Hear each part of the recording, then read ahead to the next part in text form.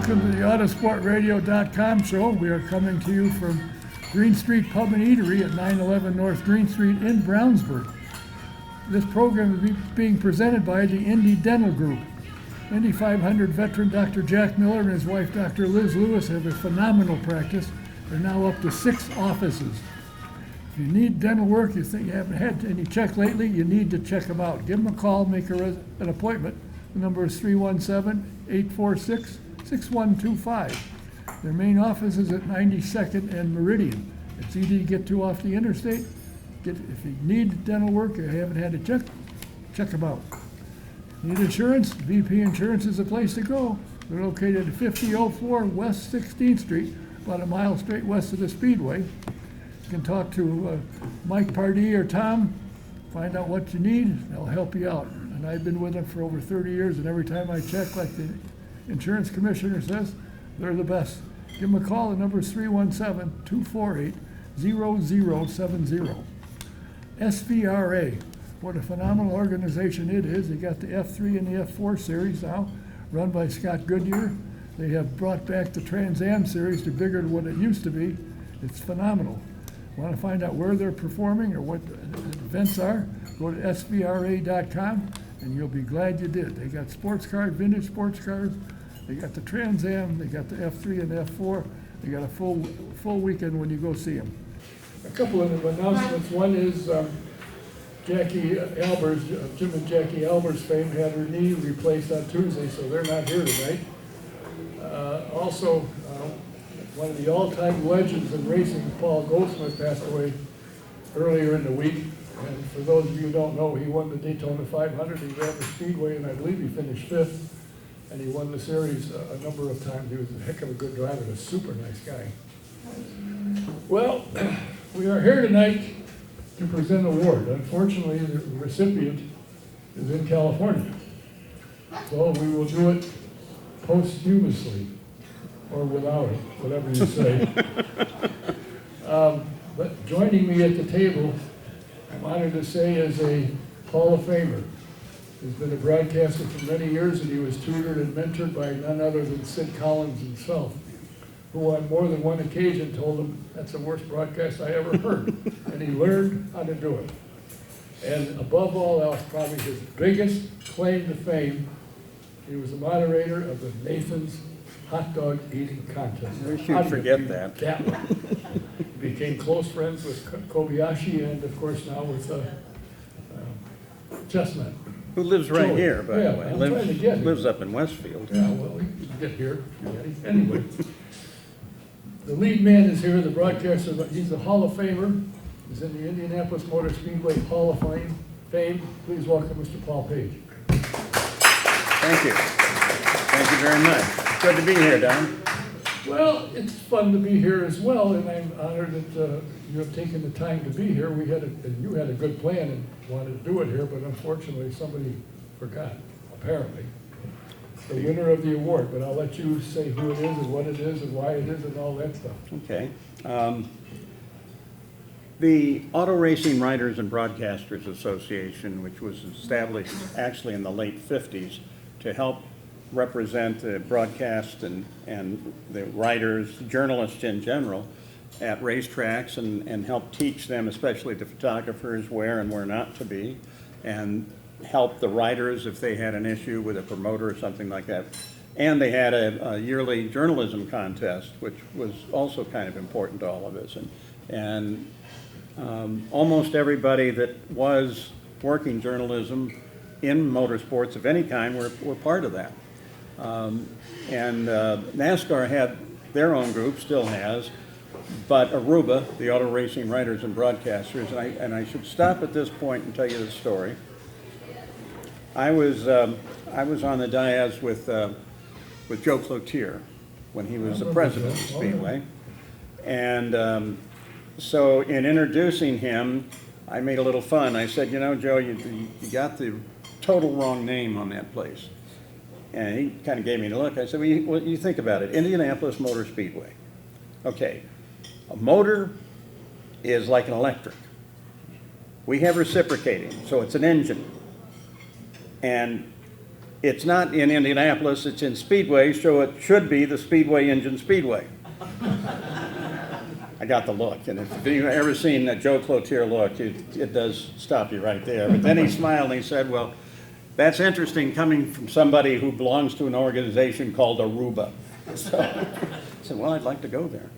So at any rate, that organization has been slowly drifting away, which is sad for all the journalists.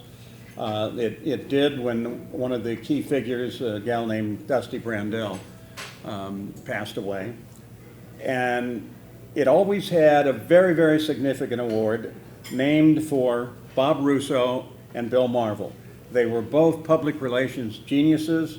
They created most of the media aspects of the Indianapolis Motor Speedway back in the late 50s, early 60s. Bill York, who recently passed away, was also part of that. But every year for, I think it's 31 years now, there has been some journalist or someone who contributed greatly to the image of auto racing, an award named after Bob Russo and Bill Marvel. And with Aruba going away, this that I'm about to show you is a brand new group that's putting it together called the Society of Motorsports Journalists. And so tonight we're going to announce the first winner of this. The format of the award and everything is the same. The nature of the selection of the winner is the same. So it is following that wonderful lineage. So, yeah, he couldn't be here tonight. He's in California. I told him I'd send an FA-18 Hornet out to get him. He said you'd have to grab the rope. But this award goes to Marshall Pruitt for all of his good journalism. And as many of you know, Marshall started out trying to wrench these cars, did a hell of a job on that. He's one of the guys that knows everybody, most importantly, the guys behind the scenes, the people who make it all happen, and the long history of those guys. And he brings that to us in his writings for Racer. And he also, very much like Robin Miller, is unafraid to say what he thinks about things. I believe that he spoke about Mark Miles the other day, and that's created some controversy. But he's a good writer. He has a good podcast, and he does a lot of good journalistically for our sport and keeps us in touch without getting too far over on the promoting this group or that group. In fact, he doesn't really do that at all. He just gives you good, solid, straight journalism. So the recipient this year, 2024, of the Bob Russo and Bill Marvel, it's given for the excellence in journalism, and it's Marshall Pruitt. So we should all, round of applause if we could. Thank you.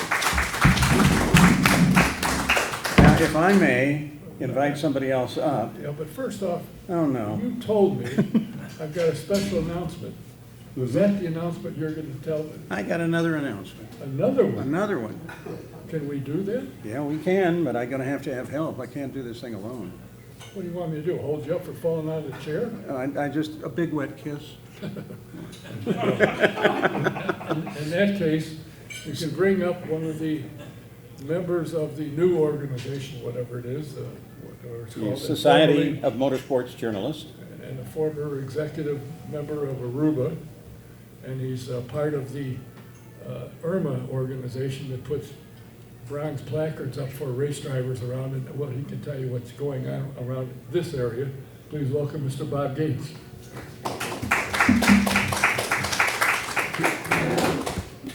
Might have to turn it on. Might have to turn it on. There you go. No, if you turn it upside down, it's no one food. Remember, it's on and off. All right, let's go. You wanted him up here, and you're going to make this announcement. I'm tingly because you wouldn't tell me No, I what wouldn't. it was, what it is. Well, again, I've told you the story of Aruba, and it was a very important organization, had great significance, helped an incredible number of journalists. Bob, at its end, was the Midwest vice president of Aruba, and he and I and Terry Freeman who I should have mentioned earlier, Terry Freeman is Bob Russo's daughter.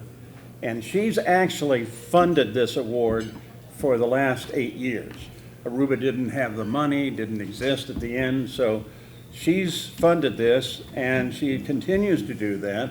And she wanted the organization aspects of Aruba to continue on. And so she's put a lot of her own money in it, and she's not like she's like the rest of us. She doesn't, you know, she's not a Roger Penske, I guess is the way I ought to say it. So we talked about it, and we are creating an organization to replace Aruba, the Society of Motorsports Journalists, and it will use the same original bylaws that Bob Russo and Bill Marvel and Bob York created years and years ago. And so we're all kind of excited about it. Bob, what do you think about what we're doing and where we're going? Well, I think it's a great legacy for Bill Marvel and Bob Russo, for one thing. And Bill, as you said, was very instrumental in the formation of the original group, Aruba. And Bob Russo involved as well. And both of those people influenced me. I read, growing up, a lot of Bob Russo stuff. Just an excellent writer, and as Paul said, an excellent PR man. And then, as I got into the sport, Bill Marvel was always a big help.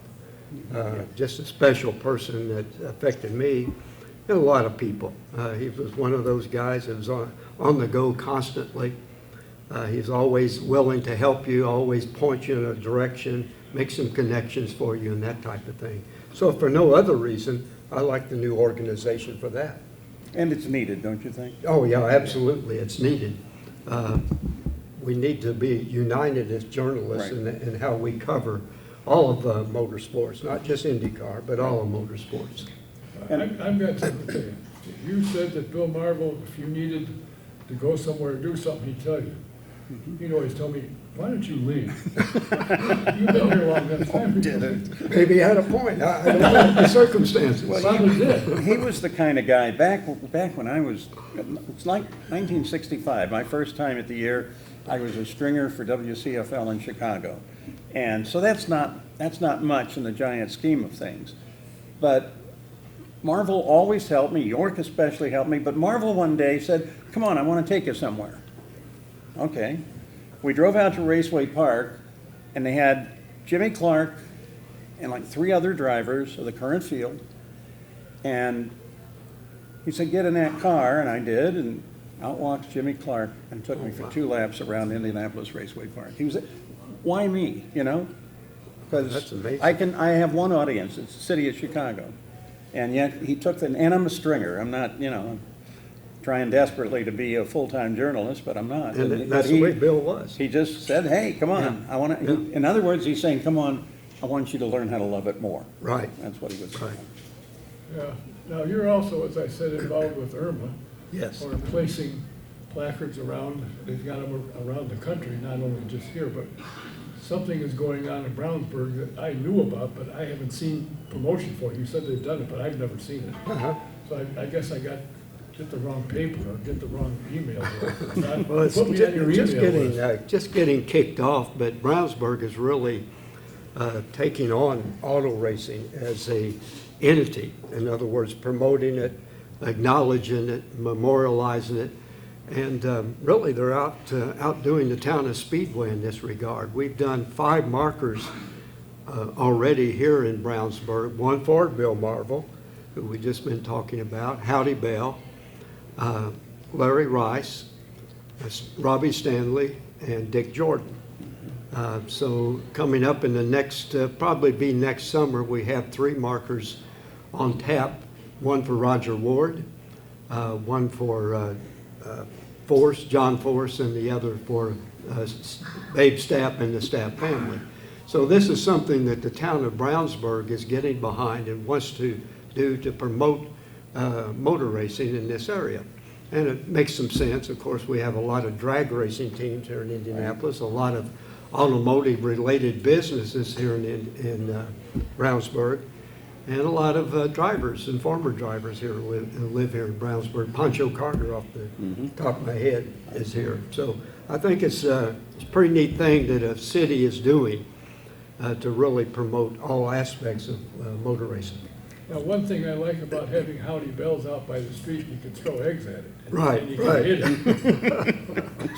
I prefer if Howdy was there at the time to enjoy it, it made me splatter. But, Right. I think it's interesting that they're doing that, and I think it's a good idea. And as you say, there's a lot of activity in motorsports that goes on in Brownsburg. Not only live there, Yes. they've got shops there, they got all kinds of things. And Well, the it's area good over for you. here that, when I was doing drag racing, we named Nitro City because there were so many drag racing shops over there. And it Yeah. just gets bigger and bigger. Yeah, and unfortunately, at the moment, the guy that everybody knows, John Force, is on the sidelines. Hopefully, he'll be back. Oh, he'll be I back. haven't heard anything. I've asked a couple of guys that are in drag racing, have you heard anything about John? No, there's not a peep. I think, knowing John, and I think I know him pretty well, whatever else, he's going to make one more pass down Oh, that I'm sure he direction. will. If not, go back competitive again. Yeah, well, And he's an incredible representative of that sport. If I can, Of course you can. You're in the Hall of Fame. I'm just sitting there drinking iced tea. Bob mentioned Roger Ward. And by the way, we need to talk about Bob as a writer, because he's Well, I'll written get some to really that. I good thought stuff. about that. Put that on your list. I did. It's right here on the side of my head. Roger Ward, when I was doing the radio network, was in the booth with me on one occasion. And it was that wonderful day that Kevin Cogan decided to help stack up the field. Not to mention that Mario was also almost in the front row when it started and the flag hadn't come out yet. But anyway, argue that one any way you want. But so the broadcast booth was then in the old master control tower, 5th story, but there was also other stuff off to our right. So it was difficult to see the field coming down, and that day we didn't have any television monitors or anything like that. So I'm calling it, and I'm looking to see that the whole field is there and they're right. And all of a sudden, Roger grabs me, grabs the back of my head and pushes me up against the glass. And that's when I saw that accident, because otherwise I wouldn't have seen it if you hadn't have been right next to the glass. So that's my buddy Roger. I had Roger on a couple of times. In fact, I had he on with, who was it? He should have won the race, but he had tire problems and he won it. He was a Buick dealer down in Florida.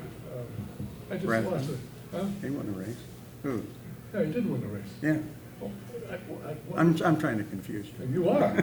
Sorry. I just forgot his name. But, and they were both on the program together. And Roger said, you know, he knew I was faster. If he'd have been a gentleman, he'd have let me catch him and pass him, because I should have won the race, which is true.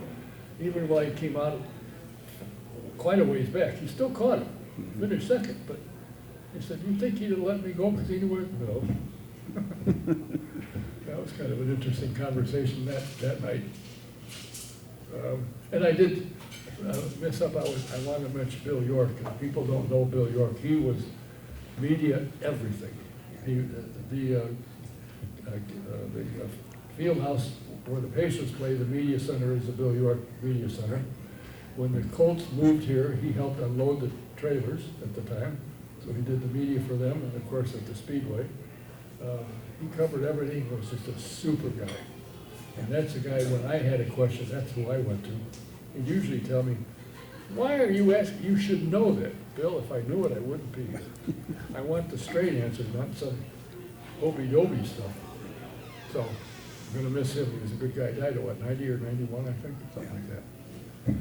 All right, Bob. By the way, was a recipient of this award. I'm sure he was. In his day, yeah. Yeah. You are a writer. So they tell me. Paul is also a writer. He wrote a book saying, hi, I'm Paul Page. It's race day in Indianapolis. And you said you were going to continue that. Have you done that? Have you done that? Bob and The I two are of talking you? about it. Right. Talking about In it? fact, Get well, the we're more than typewriter. talking about it. Get the typewriter out. We Let's know go. what it's going to be like and the order it's going to take and what stories can go in and what stories can't. Right. Why can't? Well, because you like to be decent. And they're still alive. That's Well, what yeah, happened. that's the other thing. They might come get you. No, it's, after doing the one book, which I picked up the history of the race in 1960 and carried it forward. So I was doing a bit of the history of the race, and I did it using that year because I was, my first race was 1960.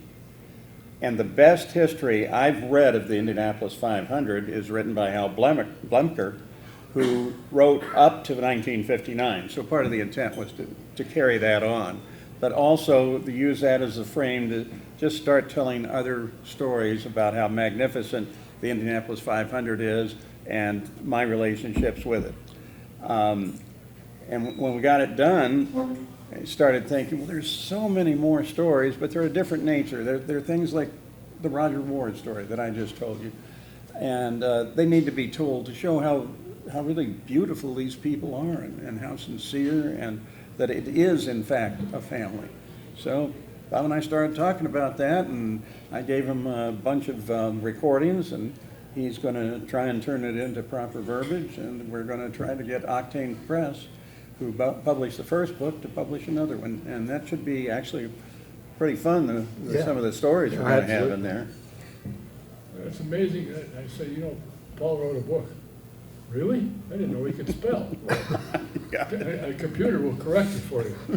So, but my computer sometimes, and phone, puts in words that's not what I said. And if I don't catch it. But you look at Bob's background, great book on Vukovich. How many different books have you written? Three Okay. different books, and a fourth one I contributed to. We redid with Bill Shaw. This was for a fundraising effort for the Boyle Racing headquarters, not too far from here. And it was a fundraising effort, so I worked with Bill Shaw to add to his dad's book, Gentlemen Start Your Engines. So we added about 11, 12 chapters, a bunch of photographs and that type of thing. So that's the one I contributed to, if you would.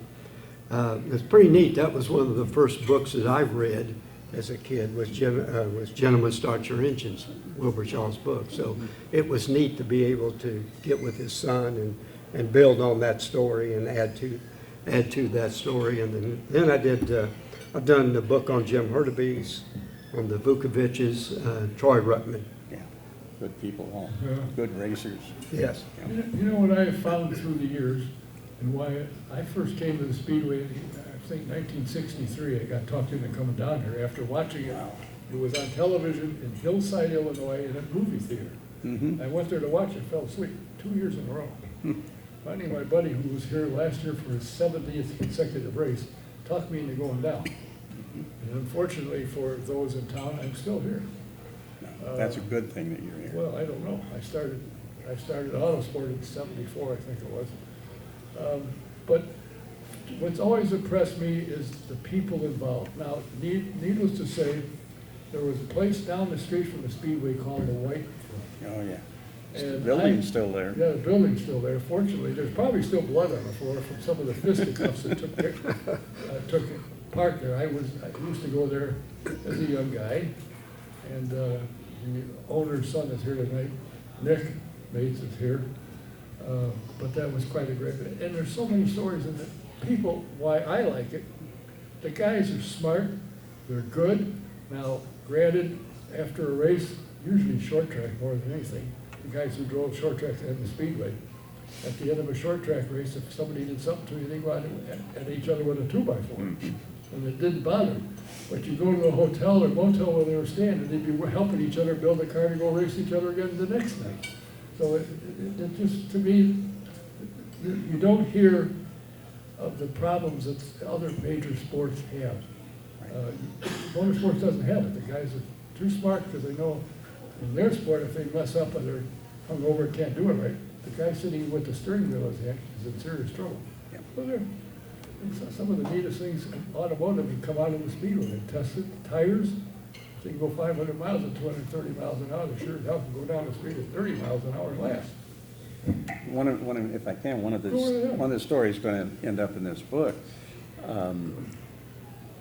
talks about the White Front and Bobby Unser, who always wore a big silver with turquoise inlaid buckle, name Unser on it. Of course, everything he had name Unser in big letters. But he was reputed to be the fastest at yanking that belt off, wrapping it, and smacking somebody with the buckle. He had the reputation for that. That was one of his other speed things. And he would spend his night either there or down at the old Holiday Inn Northwest. And he'd come in the morning for practice. He'd go right to the track hospital. It was called a hospital then, not a medical center. And find Dr. Bach, or mostly Dr. Bach, and he would go on pure oxygen, get a shot of vitamin B12, and run some normal saline IV fluid. And half hour, and he was totally sober and ready to go 200 miles an hour. You know, I used to love to watch him. I'd go down and turn one at Milwaukee. Because the race would God, start. isn't it great that was back? Oh, What yeah. a great day. Yeah. But Bobby would go into turn one, and I'd stand there saying, he can't make this. He's going down below the white line to pass me. I said, you gotta be kidding. But he did. He made it. He was a hell of a race car driver. He was incredible, he really was. And a character. He and Sam Posey, as good as I think Hinch is, and I sure hope he goes to Fox, I thought Bobby Unser and Sam Posey, nobody's come close to him. Sam would say something and Bobby'd say, absolutely wrong. By the time he finished the story, he was saying exactly what Sam said, but it took him 20 minutes to get there. And Bobby Hunter had said it, therefore it is, Oh, right. yeah, It's that was absolutely true. correct. So Bob, what got you interested in motorsports? I grew up around Indy, and I guess you either like basketball or auto racing, or maybe both, but I tended to like auto racing. To be honest, I don't know what the attraction was, but just from a young age, I read about the Speedway and hear about the Speedway, and my parents would bring me out here.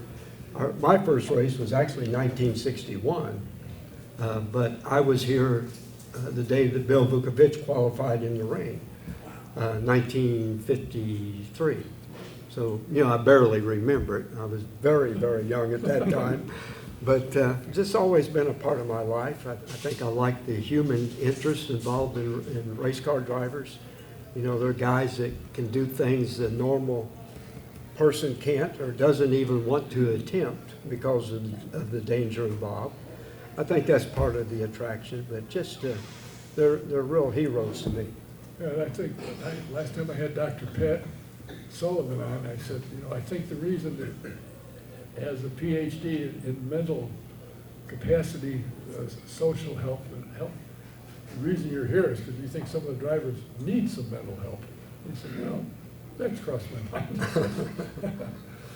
But, this sport to me is fascinating. Everybody wants to go faster. When I worked for Dick Simon, we had Eliseo Salazar come in the shop, and the first thing I said to him was, Eliseo, you run an oval? He said, nope. He said, you're in for a thrill.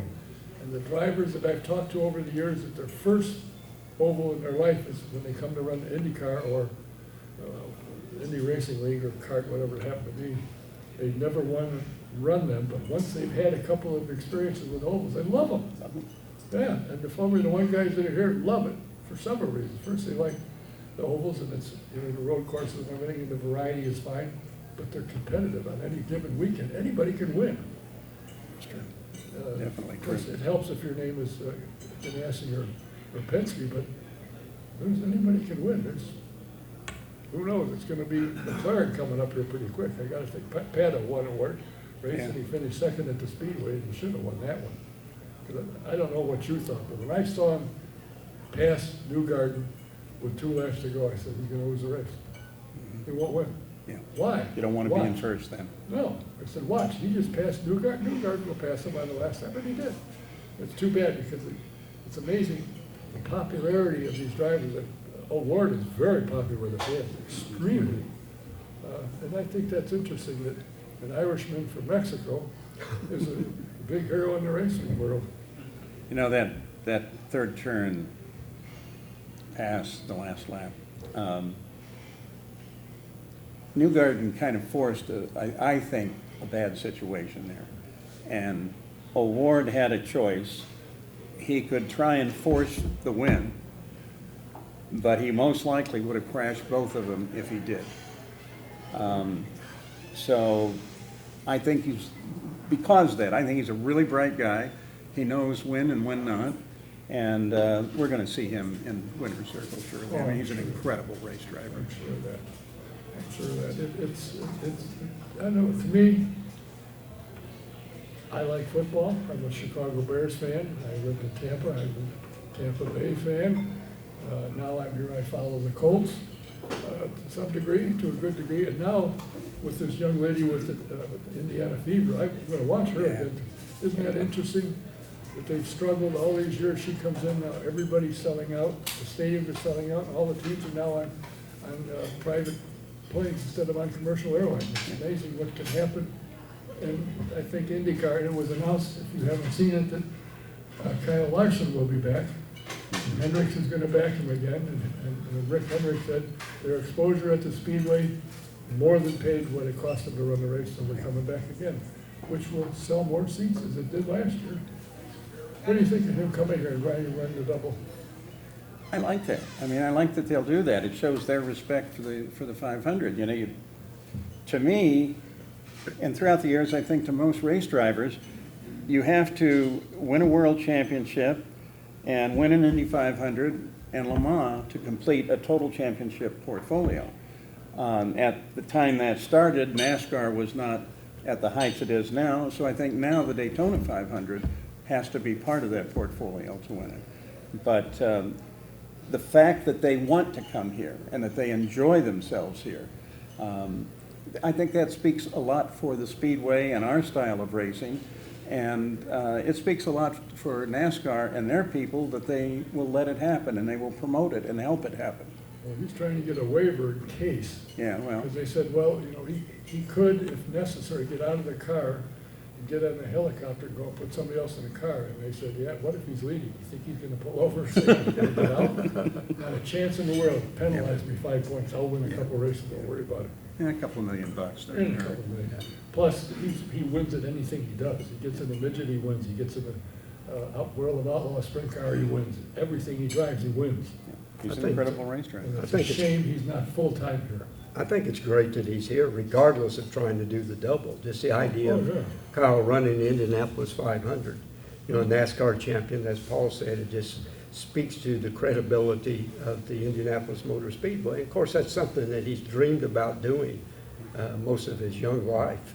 Yeah, well, I had him on before he became a stud muffin at NASCAR. I had him. Now I couldn't get him. I'd have to, I'd never get him. But no matter what he drives, whether it's a USAC event or whatever it is, he wins everything.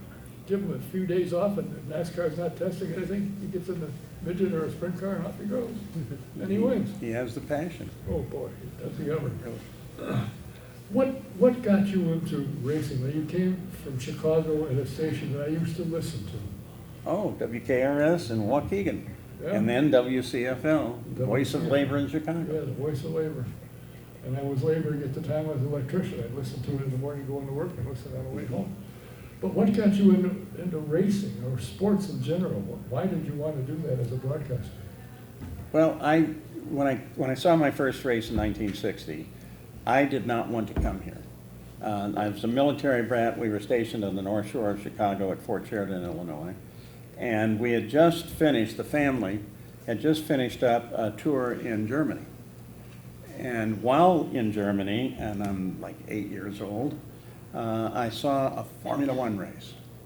And so my parents then said, well, you have relatives, you have an uncle who down there really wants to take you to the 500, wants to entertain you. And I said, no, I'm 15, no, I'm not going. And I don't want to see a bunch of guys turn left. 800 left turns, what's that? The race hadn't begun. I'm sitting up in the first turn, beautiful seats that my uncle had arranged, and just the ceremonies were enough to say, I want to be part of this. I'm not sure what it's going to be, but I want to be part of this. And in fact, when I came back to the city after the Army and a miserable attempt at being a college student, I didn't care. I worked as a gopher for George Bignotti for a while. And so I just wanted to be close to it. And Lord has treated me awfully well. I mean, I have had an incredible life that I never anticipated ever having. It's amazing. I got emails from people saying, You got Paul Page? Said he's foolish enough to talk to me. He answers his damn phone when I call him. Said, yeah, I got him. But I agree with you. Same thing. I came down here after finally getting to the race, and I sat in the stands a couple of years, and I thought, no, that's not what I want to do. So I tried to figure out how to get into the garage area. It's not like it is now, but you had trouble getting in.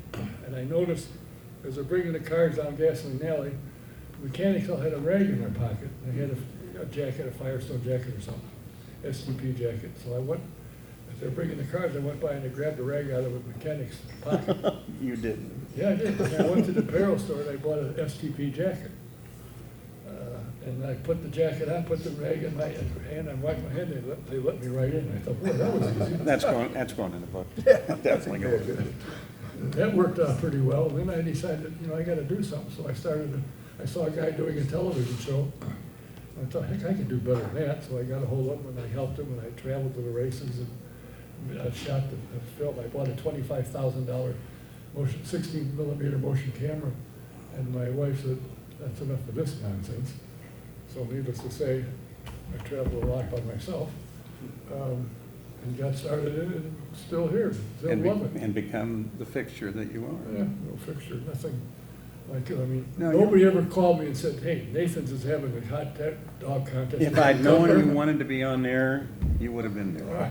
Coney Island on the 4th of July. I'd even bought you a hot dog. What a guy, what a guy. It's too bad doing Chestnut can't compete because he signed a contract with some other Yeah, hot dog man. what an idiot. That's what I'm thinking Another, too. a non-meat hot dog company. Well, But he also, I think he was anticipating, he's getting a little over the hill on that one. I mean, 73 hot dogs is a world record in 8 minutes. And Well. he didn't even come close no. after that. And so I think he likes Westfield and is making a lot of money off of his sauces. So. But they do have a division for guys like you and I too. I think the record there is like 7. Oh, easy peasy. The only trouble is drinking a little water to wash the bun down. That doesn't appeal to me. But anyway, I mean, your career has spanned so many facets of the sports, and you've done more into it. You didn't just sit in the broadcast booth and have them bring you the shrimp cocktails. You went out and got sponsorships. I mean, you worked the entire gamut to help the sport and help the television and help everything. But you had to go out and you did get some sponsors to put the thing on the air. Yeah, well, again, it's the passion. I wanted to do something, and then I found I had a knack for broadcasting, and the rest is they say is history. But I could also still be washing parts, and that would be fine too. But I bet it wouldn't pay us well. Yeah, but I'm especially proud that when CART existed, we created a CART radio network, and brought in some fairly big companies, Kmart being one of them, to sponsor that and do the whole series. I'm proud that the Indianapolis Motor Speedway radio network asked me to come back after I'd been gone for a long time, and I got to do 2 years, and I got to call the start of the 100th race. And that right there, that bookends everything. Every moment was worth it. If I can and go back to that first race, from the first turn, as many of you know, you look down the straightaway and everybody's around the cars and all its colors are beautiful and nice, beautiful blue sky, light wind. It was a great day. But every now and then you would hear Tom Carnegie say, here at the starting line, in that inimitable voice that he has. And that alone, I mean, this guy's down there somewhere doing this really incredible interview, things that I would ask, things that I would, as a civilian, would have thought of asking. And then he would make announcements like, Harlan Fengler is in the pace car making a last check of the oval. And it was traditional. It was like, oh my gosh, that's so cool. Before he passed away, and I didn't have to work the pregame, I only had to do the race in the booth, so I had time to be down on the straightaway while they were starting the engines, something I'd always wanted to do. And I walked by Tom, who was a great friend, and he says, hey, come here. So I walk over thinking he's, gonna tell me something. And he grabs his mic and he says, "Here at the starting line," oh my goodness. This goes back a long way. What a beautiful man he was. So you know what he told me was, we were talking about the difference between play-by-play radio and television and public address, which there is a massive difference if you do it right. And he was the master. He said, that part of the race where about 80, 90 laps out, it starts to slow down, everybody's in their position, nobody's really pushing it. He said, "You know what I do to get the crowd up then?" I said, "No." I said, "It was really, really quite easy. I just say, 'Where is Mario?'" Everybody will be up right away. So, He was famous for, "Mario's car is slowing down." I had him on the show twice. And the last time I had him on was, I think it was when the movie came out about Milan. And I said, "You've been a broadcaster. What's the hardest thing you ever had to do?" He said, "The Milan team. I had to talk for 4 minutes and I didn't know what to say because they just stood there." He said, I couldn't think of what to say because nobody's doing it, nothing to call. I said, "But you got through it." He said, "Oh yeah, we got through it, but it was tough." He said, and then Bobby Plump just held the ball. Fortunately, he made it. And Bobby's still around. He's a good friend. We go up and see him at his restaurant every so often. You been up to his restaurant? I have not, no. You need to go in there. He goes in. We used to play softball when I was at WIBC. We had a softball team, and he was on that team. Oh, really? Yeah, and he one time I missed a fly ball, and I'm looking at my mitt, and Bobby shouts out, "It's not your mitt, Paige." Thanks, Bobby. Yeah, he goes to his, you probably know how to call him. Meet him for lunch. I've done it. He shows up for me, so he sure as hell show up for you. It'd be fun. So you're working on a book with Paul. Is he giving you the stuff to write? Are you just sitting with his feet up on the ottoman, leaning back with a recorder, and he lets you do all the work? Right, exactly. That's the way it works with these high-powered stars. Oh, Yeah, stop. and it'll say in the book, by Paul Page with help from Bob Gates. Maybe not even named. That lettering will be the ghostwriter. ghostwriter. No, it won't. When do you think it will come out? Well, I'm sorry. Go ahead. And we're in the process right now of writing an example to give to the publisher, and then he says they'll do it or they won't. If they won't, then there's no money to do it. I mean, we don't get rich on these kind of books. No. If I made $100 on the last one, I'd be surprised. But you do it because it's fun and because you want to tell that story. It needs to be done. Yeah. So hopefully we'll get something done in the next couple of months. I've been the one that's been slow about it, but the schedule's slowing down. We're going to sit together and I'll tell him stories and he'll write stuff down. I'll record stuff because nobody can read my writing. And I write to be speaking, not the way you have to write a book. And my problem is when I do write, being a journalist, I write like a journalist, which is fact to fact to fact.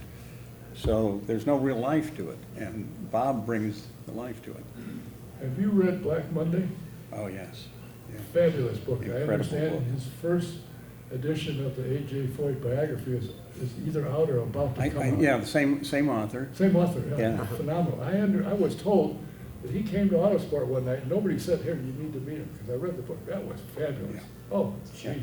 You wonder how a terrible accident like that would be treated. And I when I first saw the title and knew it was out there, I thought, oh my God, this could just be horrible. But he managed to turn that incident. We all understood it better now. We understood the personalities, and it was a magnificent book. That was a good thing about the book. I thought the great thing about the book, how he really got into the personalities of everyone involved and the people around the situation. Eddie Sachs. Questioned some of the decisions that McDonald made, why he did what he did. Well, sure. Why he got in a car and said why. I thought it was really great. Right. So, anybody got any questions for Paul or Bob that you would like to ask? Anybody besides me? All right, I will. By the way, if we're talking about that book and that time, and of course, Dave McDonald was in a Mickey Thompson car. Right. just last night on television, there's this new series about murders in Los Angeles that is a documentary recreation of murders, and Mickey Thompson's was on last night. Have they ever solved that one? Oh, yeah, that guy Yes. is, Oh, that guy okay. is, he might get out, I think he's got another 100 years or Oh. so. Mike Goodman was a guy. At first a compatriot and then That's right, I did see that. a competitive guy against Yeah, Mickey. Mickey's sister really pushed that Oh, along. my God. You know, authorities had pretty much given up on trying to solve it, and she kept pushing and pushing and I pushing. bet I got a call from her every week. Really? You know, please say something about this. Anything you can do to help keep this alive so that they won't just stop doing it. Yeah, well, there are cold cases, a lot, and you've got cold case divisions of the police departments now, strangely enough. As long as they've saved blood samples and so forth with DNA, that's how they can find Yeah. it. And that DNA, I don't understand that, but some guy come up with that idea, wow. Sorry. Some scientist This figured gentleman that here. one out. Uh-oh, question, just from who? Talking about 1964 No? and the deal with Eddie Saxon, Dave McDonald. When he was at Don's Auto Show, I went up and asked him, I said, I've always wanted to know, does anybody have any idea if Dave McDonald ever drove that car with a full load of fuel? And nobody has got the answer. Nobody would admit to it or whatever. Well, the obvious answer would be probably not. Yeah. Well, that was, Yeah. you know, that was a very unusual concept car anyhow, when you get right down to it. And McDonald was no fool. He raced quite a bit. He was pretty experienced, actually. And then to have that happen, you gotta believe something like that went wrong and it goofed him up somehow, you know. And that was the obvious thing to me, because, you know, you run a field test, certainly you'd think you'd try to see how that car handled with a full load of fuel. Right. As compared to half or none, you know. Right. Yeah, and retrospectively, you look at the car itself, it was typical Mickey Thompson, an incredible design, but later finding out that it and almost all the cars of that era had some sort of aerodynamic lift.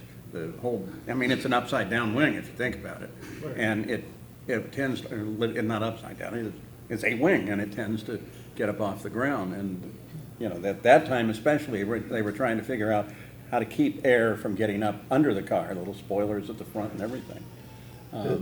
But I think Rich's driving style probably contributed to that as well. Johnny Rutherford said that he passed him with a couple of wheels in the grass.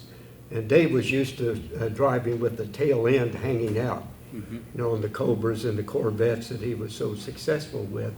And I think he attempted to do the same thing with the rear engine car. And as you mentioned, he'd never driven it that we know of with a full load of fuel before that morning, and it got away from him. and he was running for the first time ever in the vacuum Yeah. that's created on that Yeah. lap. Yeah. Well, Yeah. early in the race, that's ungodly the way the air things around you. Unbelievable. Right. And Bobby saved Ronnie Newman's life. He came in, he was driving the Ferguson Novi and actually pushed Newman out of the fire. Whether or not it was deliberate or he just ended up there, I don't know. Bobby will tell you he absolutely thought that out. And he's doing everything he can to help. He saved Ronnie Newman's life because Carnelli bought a six-pack and took it to the hospital. Yeah. So him and Newman could kill the thing, if you will. And typical Bobby Unser after the crash, you know, he was eliminated.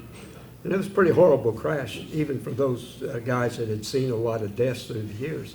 He went around to each driver trying to talk them out of restarting the race so he could have their seat and start again. Yeah. That's our boy Bobby. He was a piece of work, no question about it. And his son, Robbie, is helping, I just forgot his name. Race driver one, I had him on the program. What the heck was his name? That guy that came, that has a driving school that trains drivers and has a, Bondurant? no, he's right here in town. Newly? Goodyear? No. Geez, I can't think of This his name. happens to me all the time. Yes, it does me too. I shouldn't have said anything. But I thought- What's your name again? Schwartz. Yes, sir? Got a question, I don't want to put you on the spot, but I'd like to hear your favorite driver and your favorite Indy 500 race. Favorite driver and favorite team. Driver is really two different answers. One, the driver as a person, and then the driver as a driver. As a person, Rick Mears, without a doubt. I mean, he and I did so many things together when he first came here. He was in vogue with all the RC cars then, and he had some RC cars that were like desert racers. And he'd stand just inside his garage and run that thing up the middle of the old gasoline alley, turn it around, spin it back. And then he made me buy one and build it, and then we were both doing that, and then it became the craze of the garage area. And he and I have sat and talked about racing and listening to his analysis, how he mentally goes through the process, and especially his crash at Indy the day before he qualified for the pole. He can go through that accident. It probably takes 20 minutes for him to do the analysis of the whole thing. He knows when the sparks first started coming alongside him and what he was thinking about. He was more trying to analyze why he was there and upside down than anything else. He just couldn't figure it out. And if you're in the cockpit and you do have something start spraying on your rear wheels, then it's probably hard to tell that. But he's just so good at that, and such a friendly, such a kind man. As a 4-time winner that still gets up and spots. And so Rick Mears, but there's so many of them that I really enjoy as human beings. Team, I'm sorry, I got to go back to Big Noddy because I was there. And I was there when John Cock and Wally Dallenbach were driving. I once got screwed up on radio talking about Big Noddy's cars because at the time he'd painted them that like day glow red. And I slipped on the air and referred to them as Dago. And of course, Johnny Rutherford was out of the race early, and he'd heard me say that, and he came up to the booth, and the first thing he says is, "What's the matter with you? Why did you say something like that?" But working for and with George Bignati, he's an incredible genius. He could spot things. I was trying to race a Formula Ford back then as well, and I'd bring it. Trailer up to the shop and maybe work on it at the end of the day, and that was one of the opportunities. But he'd look and say, why do you have that there? Why don't you have the anti-dive up a little more? Wow. And he had an incredible eye for it. And then I got promoted from parts washer to the radio guy. Somehow he put together that I was working at a radio station and therefore must know all about two-way radios. But that got me to every race, so I'm not going to fight it. Right. Going through that, and especially at Texas World Speedway, when the Cosworth was pretty much taken over and the Offie was gone, and a bunch of the Offie teams were actually wearing black armbands at that race and talking about it. And his wife, Kay, who was Louis Meyer's daughter, would always sit next to Big Noddy, and then Patrick, the owner, would be down on the other side, and they had a handheld mic to talk on. And I'm standing there watching at one time, making sure the radios are working, and Big Noddy and Kay actually got in a fight, pushing one another and everything, fighting for the microphone, because Kay said, bring him in, and George says, no, he's got to stay out. And they're fighting over the mic. I'm like, oh my God, don't break my equipment. That's all I cared about. So that would be the team, though. If it was today, my son Brian is an engineer with Andretti Global now, and so I've got a lot of information on the team, though it never comes from my son. It comes from all his friends. He won't tell me anything. But I like that team. I wish they were doing better than they are right now. This whole Formula One thing, I think is probably as stupid as ever. I'd love to have seen Colton in a Formula One car, especially when he tested one and then they test, the previous year's car. He was faster than the current year's car, so he would have been so good. And, hey, ego's a big thing, Yeah, but it's also nice to have him in the IndyCar series. Oh, absolutely, yeah. absolutely. And So- building that giant facility up by the airport, Metropolitan. Yeah. So who is your favorite driver over the years? Okay, I was gonna try to avoid this. I knew you were, that's why I brought it back up. There's probably quite a number. Well, yeah, there's different eras when you think about it. John Cock was one of my favorites, which is why I think AJ didn't necessarily always like me in those days, because I made a show of, oh, Gordy, go Gordy. And then you'd look around and Foyt standing there, that would have been classified as a mistake. Elio, for a number of reasons, I think he's an incredible driver. He's a showman. He did what the guys in the old days used to do. They also knew that they needed to do a show, and Elio clearly understood that when he climbed his first fence and kept doing it. Always available to the media, always funny, full of energy. Who knew that he could dance and win dance contests? I mean, but also as a personal friend, when he was going through some troubles with the IRS, he and I'd talk almost every night about that because I'd had an experience with him too. And so when that ended and everything ended in his favor, when he won the race, I'm on the edge of victory lane. I don't have credentials to actually get up with the team on the winner's circle. And I'm just standing there, and all of a sudden, here he comes. And he throws his arms around me. And I mean, we're hugging and laughing. And we're like, man, this is so good. And he's such a nice human being. And his sister, Katie, they're just nice people. And as a driver, he can do anything.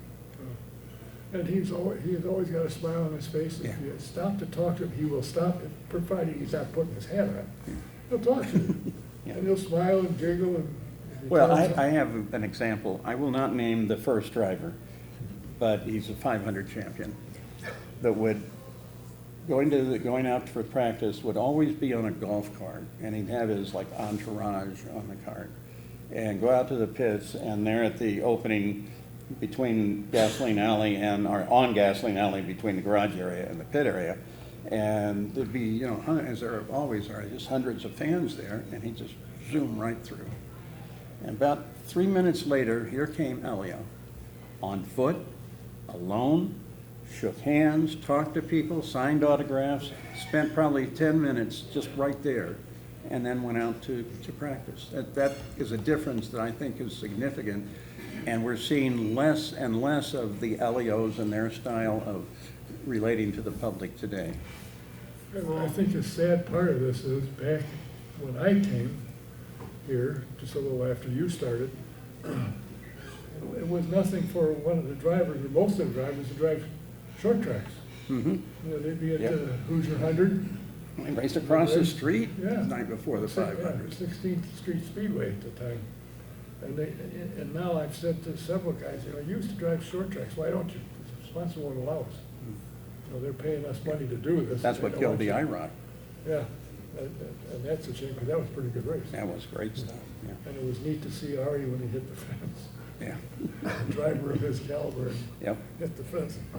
Paul, What's your, Mary- I'm sorry, I didn't mean to interrupt you. Mary did what? Mary can add to your Elio story. Oh, Oh, I have a picture of him and Julianne dancing, mm-hmm, and it was in Kansas City. right. And so they were practicing. I would go for 3 or 4 days. And so I went to the trailer, and I had an Indianapolis Monthly magazine with him on. Mhm. So some guy, I just stood there between practices, and some guy came out, he said, "You need help?" I said, "Well, I want Elio to sign these. Should I leave them with you?" He said, "No, somebody will steal them." So he said, he'll be in a minute. Here he come with his little moped. And I asked him if he had the magazine. He said yes, or I would have given it to him. And then he saw the picture and he said, nice picture. And I said, I still think she should have been your girlfriend. He said, you tell that to her. Yeah, you tell that to her. Yeah, he's quite a guy, and it's funny, even if you ask Hinch today, he'll still mention to him, I won, you finished second. Yep. Hey, and I remember that when he won that, he came up, he was at the Speedway, the media center, he came up and showed what he won and so forth, and people would talk to him, he'd stand there and tell you what you won, what, you know, how it was it hard? Oh, you betcha. And Hinch said the same thing, I've never worked so hard physically than doing that, good Lord. So, they're good guys, and that, to me, that's what makes the sport, I think. They're not arrogant. For the most part, most of them are approachable. I don't think there's that many that won't talk to you. There's a couple probably, but for the most part, I mean, I've never had a problem. And a lot of them don't know who I am, and they, who the hell is he? But if I ask them a question, I'll answer. They're pretty decent about it. I've gone up to the training camp that's up here on the north side of the city and tried to chat with a couple of those guys, and they want nothing to do with it. Of course, I got to go like this to see it or get a ladder. But who's your favorites that you dealt around with, Bob, that trip your trigger, interest you? Well, I think, like Paul, there's different eras, but Bill Vukovich Sr., which I was too young to really appreciate what he did, but it was always that romantic, heroic type figure to me, and that's why I did the book on him. So that would be my first favorite driver. But then I think Parnelli Jones.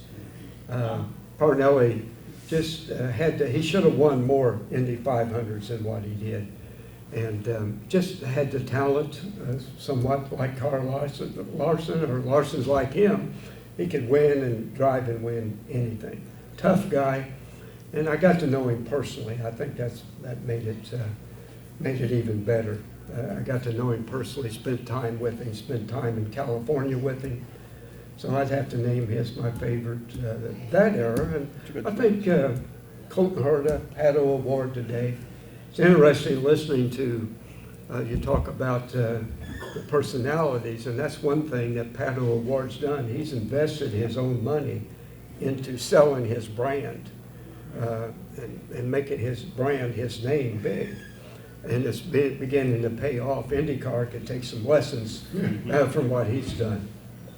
All right, a question that's been bothering me, and I've sent some emails to the powers that be with my opinion, which of course means nothing.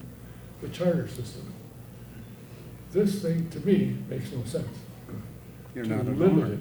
I'm not, what? You're Well, not it's an not owner. a If you were an question owner, of that. you'd love it. It's not a question of that. What I'm concerned about is there's two teams, there was three that I know of, and two of them still want to get in. One of them's bought 2 or 3 cars, and they got a shop going that's Prima. And Able Motorsports has the car, they have everything, they're prepared to go, but they tell me IndyCar won't even talk to them about it. Why not say, if you're going to run 25 season, we'll give you a charter. If they don't want to restrict it to 25 or whatever it is, and they want in, charge them $25,000. Prima can certainly afford that, I'm told. We've got plenty of money. And I'm sure Abel would find it somewhere. He'd build a building somewhere and take.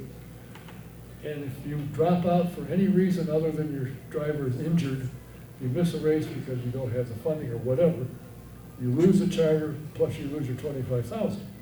But these guys want to come. Why would they run for nothing? I mean, they can't get into the leader circle $1 million. They won't let them, even if they qualify up in the top 22, they still can't get in. That makes no sense to me. That's some good thinking. The series is growing. Take advantage of it. You got guys coming from Europe that are hugely successful. They want in. Let them in. That's just my opinion. What do you think? Well, 2 of you. you go. Well, I think the first thing I'm sitting here thinking is it's the money. And unfortunately, the cost of racing is really what has changed racing. Oh, no kidding. Some people say ruined it, but it's changed racing to the point where you have to have those millions and millions of dollars to be competitive, to run with with NASCAR, with IndyCar, and even the short track stuff that you mentioned. Thousands and hundreds of thousands of dollars are spent, I'm sure, on short track cars. And that's a shame, but that's part of the problem today. So anything with a charter system or things like that, we don't like. I have some of the same concerns that you do. But like Paul kind of whispered here a moment ago, the owners are going to love it because they have a lot of money wrapped up. It's their business, and they got to. If they sell the team. If they drop dead and don't sell it, it doesn't do it. Now, plus, they got all the equipment. If somebody want to buy my team, sure, here it is. Here's the equipment. You get some of their, not they won't get all their money, but you get some of their money. I don't care about the sales part. If there's anybody, and it's been mentioned, Ray Hall, Letterman, Flanagan, all three of them are in the 70s. How long are they going to stick around? Would they willing to sell a team? I'm sure Graham would have something to say about that. But, and I understand selling it. Selling your charter to somebody if you're going to want to get out because you're too old or something. That makes sense, but let the guys in that want to run in 25. Let them in. Yeah. Some way, somehow, put them in. Now that you've avoided the question, it's up to you. Well, Your opinion. I go back thinking about when CART was first formed. We had USAC. Were there a lot of problems with USAC? Yes, there were. But the race organization was awfully efficient. The people actually ran the race. The way we ran the race, the fact that we knew how much money was being given to each driver for his participation in that race. I'm talking Phoenix and out on the road. We don't have any of that today. The only place we have any idea what somebody's making is at the 500. I don't like the way the business side has changed racing. And I take that back to maybe 1970, when we still had the sportsman owners, and then all of a sudden, here comes high gain electronics and Gatorade and all these groups in, and now it's evolved so if you want to talk to a driver as a journalist, you got to stand around and wait because he has to talk to his engineer for about an hour, and then he's got to talk to 2 or 3 of the corporate sponsors, and he might be able to get to you later. I don't like any time that kind of influence exists on a race team or on a car. I wish it were much more open. And you don't want to hear me on either that or what I think of television either. So. Now, do you think, speaking if and when, not if, when IndyCar goes to Fox, do you think the broadcast team they have together should go? I mean, Hinch, to me, should go, I think. Hinch, yeah, I believe that. And Fox isn't going to do that, so it's not even something to talk about because they're going to put their own brand on it. But remember this, the announcers aren't the people who are getting a rating. It's what's on the screen that matters. Not so much what the people in the booth are. A lot of us have been fired because, we didn't get the rating. We're not doing a dramatic show. We're complimenting video. Video is the prime source. So what you put on that screen is the most important. And right now, they won't spend money on it. They wouldn't spend money on it when I was doing it. I mean, we had all kinds of things that we could do. We had a camera system that every car had its own transponder for this system, and the cameras involved, there were 2 of them, would track the car. And so say you're on the leader, like we always were, and something was happening at 10th, you could just put in the number of that car, and that camera would swing to and pick that battle up. No guessing about it, it was there. Plus, when a human is operating the camera, he's kind of going around. If you look at it carefully, he's really kind of circling the car so he can always keep it in at least in the frame. Well, with the electronics that we had, it locked the car so good you could read everything on the side of the car, so you had the sponsors. And we were talking earlier, we did a lot of things when I was doing it to try and help the sponsors and the teams to make sure that they got the exposure. Now, they do a tolerable telecast, and I'm talking production. I'm not really talking about the announcers here. But by comparison, look at what Formula One does with their video. Forget their announcers, forget their product. In fact, no, include their product because it's terrible, but it makes pretty good television. And they have a great graphics package. And they're predictable. We know that 3 or 4 laps in, they're going to go back and do aerials and reanalyze the sport. It's a very predictable television production. It costs a lot of money. And IndyCar has never stood up to actually putting a lot of money into the television production. Well, maybe with any luck, Fox has money, they might. I hope so. I do hope so. I personally hope Hinch makes the cut. I think he will. I think I he will. hope he does, because I think, but. He's good. He's really, really Oh, good. yeah. I'd love to see Tracy come back. Oh, yeah. But as- Hinch and Tracy could be Sam and Bobby. Yeah, they could. But I do remember when talking to one of the producers, why did you get rid of Tracy? And he said, way too high maintenance. Needed too many things. And, well, that's Paul. That was Bobby too. And they tell me that when Tracy was done broadcasting, he'd find a table and lay down and take a nap. When they needed him, they had to go find him. I liked him because he was willing to actually talk reality. Bobby would talk reality. Parker Johnstone would. But everybody else always, they didn't want to say something. One, they may not think that they've retired yet. Or two, that might offend one of their friends. And that's not what that analyst position about. You step up and you tell them what you think. And Bobby, for all of his humorous stuff with Sam, he'd do that. He'd take somebody on, and there you've got a guy that when he says it, yes, that is significant. That's meaningful that 3-time winner who has an incredible following criticized this or complimented that. You remember when Cruz Petrogan was in the booth? I'm sorry? Remember when Cruz Petrogan was in the booth? I do remember that. And he said to me one day, I said, why, do you want to get out? He said, yeah. I said, why? Because when I say something about something, I go down to panic, and they're all over me like a cheap suit. Yeah. Well, what is his brother doing now? What Cruz did, but nobody gives any Tony any garbage, I don't think. No, I don't think He's so. a world champion, and so was Cruz, for that matter. Well, I'll tell you what, I think in spite of the fact that the award winner, Marshall Pruitt, wasn't here Still to going to get hold his that up. award, And say thank you to Terry Freeman yes. for keeping all of this going and hopefully keeping a good journalistic society. Yeah. And I am pleased that you are upright and able to come. And, Thank you. And for whatever reason, I might come up with some cockamamie idea. I've got your phone number. You call me. I know how to find you. And Bob, it's always been a pleasure to be listening to you and watching you and talking with you. And I think what you and, is Mark still involved? I mean, I haven't talked to him in quite a while. Is he Oh, still, yes, he's still involved. He's still part of IRMA?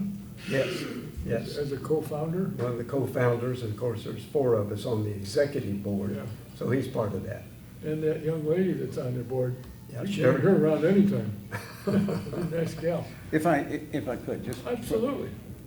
Any journalist out there, it's motorsports journalists, this society is happening. Think about it. Everybody that's currently registered is going to get a letter. But also try to contact, I'll have some stuff up on my webpage telling you where to go as a journalist to get involved. But we're going to send letters out to all of the previous members, but we need the journalists to understand how important it is too. Many of them never had a good organization who would take care of you. You have a credential problem or something, that's when this organization and the previous one would step in. So, Oh, it's on your website. hold I'm on. gonna ask you a dumb question. What's your web address? Oh, I don't know, I don't have a website, I have Facebook. Don't you have to pay money for a website?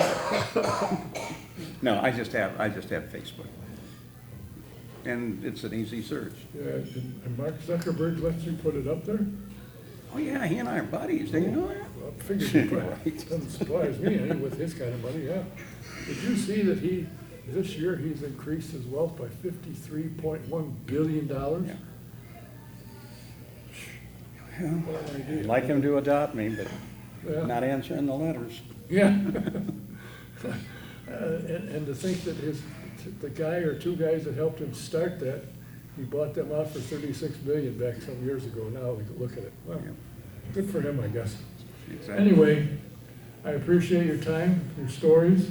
I'm sorry Marshall couldn't be here, but maybe sometime you can corral him and bring him in, because We he definitely writes some will. interesting stories. And in fact, I had a couple of questions about what he's written recently for him, but he's not here, so hopefully we'll. Well, catch when up Imps with is in town, maybe we'll be able to work that out, because he's definitely here during that time. Well, he's got a house here, what is he, party a lot? He's out in California, whoopie-dooping. Well, he's got a Malibu place, you know, on the beach. Oh, no wonder, I wouldn't. Come on, he works in racing like the rest of us. All right, so he's No got a, doubt, no doubt, Yeah. no Malibu home. I got a condominium, okay? so he's got a tent on the beach, all right, let's go for that. But I want to thank, he's a Hall of Famer, broadcaster for many, many years, the voice of the Indianapolis 500 for many years. What can you say in the Hall of Fame? Paul Page. Thank you. Thank you very much. And a member of IRMA, which is the organization that's putting up the plaques for retired drivers, except John isn't necessarily retired, John Forth. And a part of this new organization and an author, and he's helping Paul write a book, so they'll each get $5 a piece when it goes on the market next year. Mr. Bob Gates. The next program will be September 24th. I have one guest scheduled, because most of the drivers will, you know, if the season's over, they're gonna disappear for a while, if not forever. I mean, until next year. I have Cody Swanson said he would be here, and he is quite some conquest driver. So, and I'm working on a couple others to come along in that night as well. So until the 24th, this is Don Kay saying thanks for being here. Thanks for watching. Until next time, good night.